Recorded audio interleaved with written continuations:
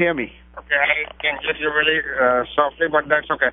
So I had a comment about what you're talking about, the children being separated from their families and the internment camps and so on. So I want to say that this thing, this is because of the previous administration. They had this policy of catch and release. So any illegal immigrant coming with a kid doesn't necessarily have to be their own kid. A lot of child traffickers are using their route, and they just come in and they release them and give them a court date, and no one shows up for that court date. Only 3% of those people show up for the court date. So I actually support Trump in this crackdown on illegal immigration, and this is making clear that you cannot just enter the country illegally with a kid, any kid, and hope that you'll get a green card in 60 days. So the message is that if you don't want to get separated with your family, with your children, then don't enter the country illegally. That's okay. Let me answer you. First of all, what you got as information is totally not true. What was under Obama was unaccompanied children. It's very, very different. So that's another of the propaganda that's going on. But no, I didn't see this. There was the law. The law was issued. Hold on, let me tell you.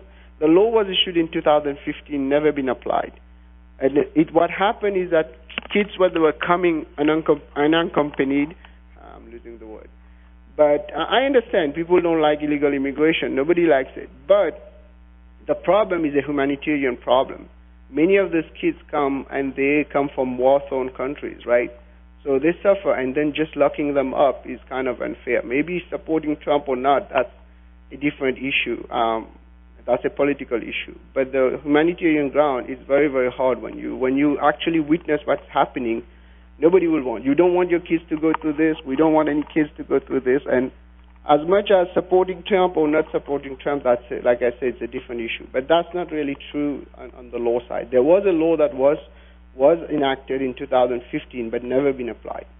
So it's a very different situation, because if that has happened before, we would have known, because we work in the field.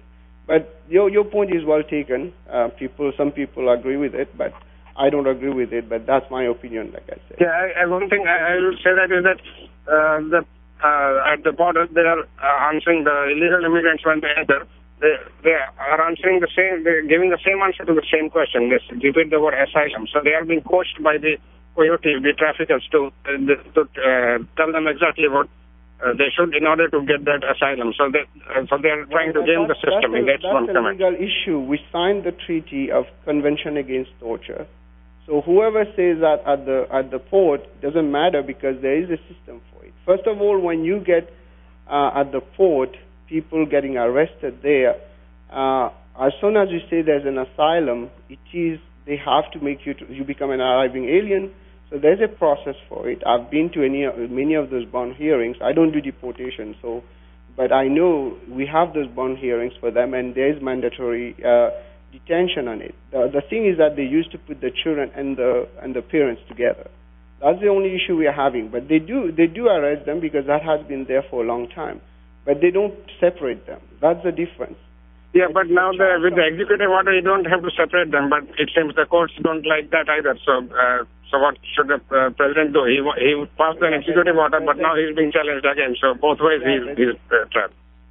Well, we can keep doing that to other people because we are here, but that's very unfair, because the system has been set for that. We signed the charter, the Convention Against Torture. But it's a long discussion, and I respect your opinion on that, because it's true. Some people don't want people to come here, but at the same time, that's the heartbreaking part is that I have children, and I will not want my children to go through this.